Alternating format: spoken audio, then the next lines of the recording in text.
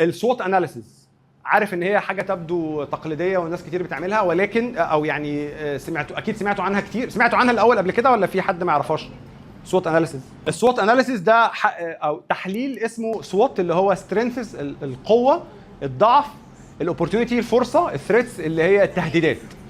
فهو نوع من الاناليسيز بيقول لك انك تبص على الاربع حاجات دول علشان تفهم البيزنس بتاعك بشكل اوسع، بحيث تبص له بنظره تكون بصت من اعين مختلفه. والتحليل ده بيساعدك ان انت تفهم البيزنس بتاعك اكتر وتاخد قرارات احسن. فاحد البرومبتس اللي انا هتبقى موجوده يعني معاكم، بستخدمه على ديب سيك بالذات لاني بحب اقرا الثينكينج اللي بيتعمل في الصوت اناليسيس بالذات، اللي هو دوت.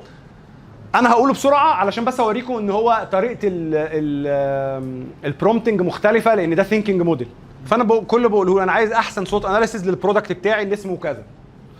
البرودكت بتاعي ده الكونتكست، البرودكت بتاعي عباره عن كونتنت جنريتور بيكتب عربي وانجليزي، بيطلع كونتنت بس فوكس على اي سي او اوبتمايزد ارتكلز 2000 كلمه او اكتر، هيومن لايك رايتنج. اوكي، عايزك تطلع لي 1 بيج اكستريملي ديتيلد صوت اناليسيس، ميك ات ايزي تو ريد اند سكيم. يعني عايز الفورمات تبقى حلو. خلي بالك ما ترجعليش حاجه بورنج وريبيتد. ثينك ويل، ريسيرش. دي احد المميزات اللي في ديب سيك اللي مش موجوده في او 1 بالمناسبه، انه زرار السيرش بتاع الانترنت تقدر تدوسه مع زرار الثينكينج، يعني تقدر يخليه. عملوها في او 3. ايه؟ عملوها في او 3 امبارح. فعلا خلاص تحط السيرش مع جديده. يعني ديب سيك كان مميز في دي ان هو تخليه يروح يعمل سيرش ويرجع يحلل ويفكر ويطلع لك النتيجه. يعني اوبن اي اي لما لقيته عملوها في او 3 امبارح، لان ده ما كانش موجود في او 1. كان تقدر تخليه يعمل ثينكينج، ما تقدرش تخليه سيرش على النت الاول. طب حلو، يبقى وات ايفر كانت التول اللي انت تستخدمها للثينكينج، مش لازم تستخدم ديب سيك. لو انت بتستخدم شات جي بي تي برضو ممكن، بتقول له سيرش الاول، قلت له ريسيرش الاول وبعد كده حلل، وبعدين بديله كونتكست. هنا بقعد اشرح له، وانا هديكم تريكه سريعه قبل ما نطلع بره، حاجه اسمها الاكس ام ال تاجز. هي حاجه تكنيكال شويه بس مهم ان انتوا تعرفوها. ايه الاكس ام ال تاجز؟ اللي هي المنظر ده، اللي هي اني ادي تايتل، يعني ليتس سي ان انا عايز اقول له بيانات عن الشركه، فاقوم حاطط ما بين القوسين دول الشكل ده، شكل القوس ده، واقول له about the company، عن الشركه، واحطها ما بين القوسين دول، واكتب له شويه حاجات عن الشركه، وبعد كده اقفل القوسين دول تحت تاني بالعلامه دي اللي هي الباك سلاش. باك سلاش، ايه القوسين والباك سلاش الاثنين.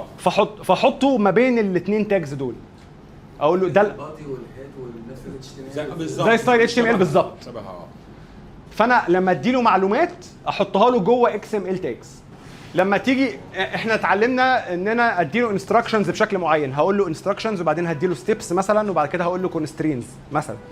فاقوم بدل ما انا اكتب الحاجات دي من غير تعريف، اقول له الكونسترينز ما بين اكس ام ال تاج كذا واقفلها، وبعدين اقول له about الكومباني ما بين اكس ام ال تاجز كذا، وبعدين كل معلومه اديها له او كل احطها ما بين الاكس ام ال تاجز دول. ليه؟ الطريقه اللي المودلز اتعلمت بيها كانت بتستخدم التاجز دي، فهو بيفهمها احسن. هتقول له مثلا انستراكشنز،